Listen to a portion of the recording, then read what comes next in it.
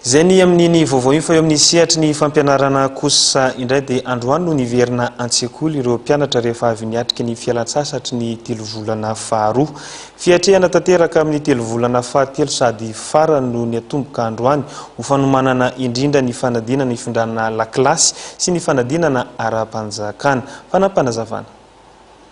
Nisokatra tamin'ny fomba ofisialy androany ny 3 volana fahatelo ny taom-pianarana 524 824 ary farana ny fahavalon'ny volana Jolay 924. 3 volana farana izay amaranana tanteraka ny fandaharam-pianarana sy hanomanana ara-batana ara-tsaina ireo mpianatra hiatrika ny fanadinana hifindra kilasy fa indrindra ny fiatrehana ny fanadinana ara-panjakana. Ho an'ny etsy amin'ny EPP Tanimbarinandriana dia amin'ny tapaky ny volana Jona vao hifarana tanteraka ny famitana ny fandaharam-pianarana ho an'ny mpianatra kilasy faha-efatra ny midina. Raha toa ny farany volana Mey izao kosa ny ho an'ireo hiatrika ny fanadinana azona ny diplôma voalohany na ny CPE ary toy amin'ny fanaovana ny famerenana izany. Ny fahafito ny volana Jona ny anatanterana ny fanadinana andrana na ny CPE blanc. Fanomanana aloha taorina ny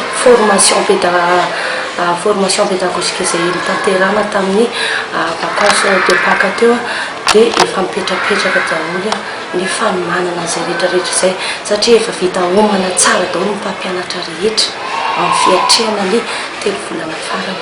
Ny farana tamin'ny 27 Martsa teo avokoa ny fikarakarana ny antota taratasy hiatrehan'ireo mpianatra ny fanadinana ara-panjakana CPE miisa 70 hiatrika izany eto amin'ny EPP Tanimbarinandriana.